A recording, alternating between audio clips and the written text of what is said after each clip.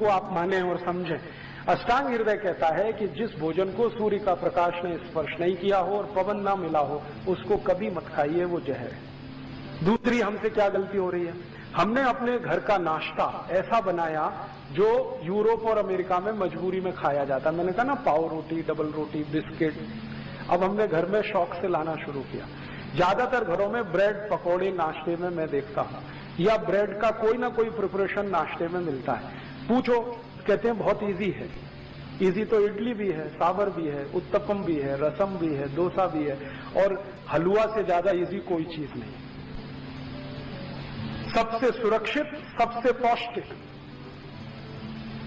हलवा के बारे में आप जानते हैं?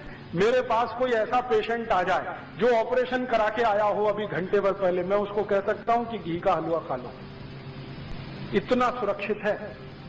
उस पेशेंट को रोटी नहीं खिलाई जा सकती, दाल नहीं खिलाई जा सकती, चावल नहीं खिलाया जा सकता, कम से कम 15 दिन। लेकिन मैं उसको ये जरूर कह देता हूं कि ऑपरेशन खत्म होते ही जैसे ही होश आए हलवा बना के खिला देना, देशी गाय के घी का, क्योंकि वो हीलिंग में बहुत मदद करता है।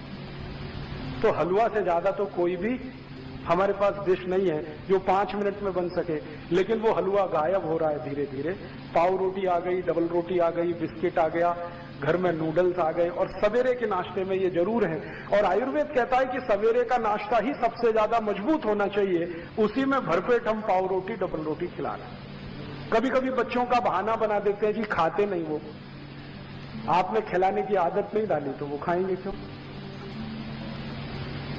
यहां से ही हमारी जिंदगी की गड़बड़ी शुरू हो रही। और ये सड़े मैदे की पाव रोटी, डबल रोटी आप जितनी खाएंगे कब्जियत उतनी ही बढ़ेगी। कब्जियत बढ़ेगी तो शरीर की बीमारियां बढ़ने वाली हैं। 103 बीमारियां होती हैं, ये ध्यान रखिए। आज मेरे पास सुविधा नहीं है, अगर एलसीडी प्रोजेक्टर होता तो मैं आपको यहां दिखाता। एलसीडी है, एलसीडी प्रोजेक्टर हो तो मैं आपको दिखाता कि जब आप ये खाते हैं ना, मैंने इस पे बहुत सुंदर स्लाइड्स बनाई हुई कि जैसे ही पाव रोटी खाते हैं तो अंदर क्या होता है पेट में जाने, डबल रोटी खाने के बाद क्या होता है, बिस्किट खाने के बाद क्या होता है, चाउमीन और नूडल्स खाने के बाद पेट में क्या होता है, कैसे कैसे वो कहां कहां चिपकता है, कितने एरिया को वो कवर करता है, और फिर कैसे आपको कॉन्स्टिपेशन बनाता है। और उसका बनाने का जो तरीका कोई देख ले तो उसको घृणा हो जाए, इतने खराब तरीके से बनता है।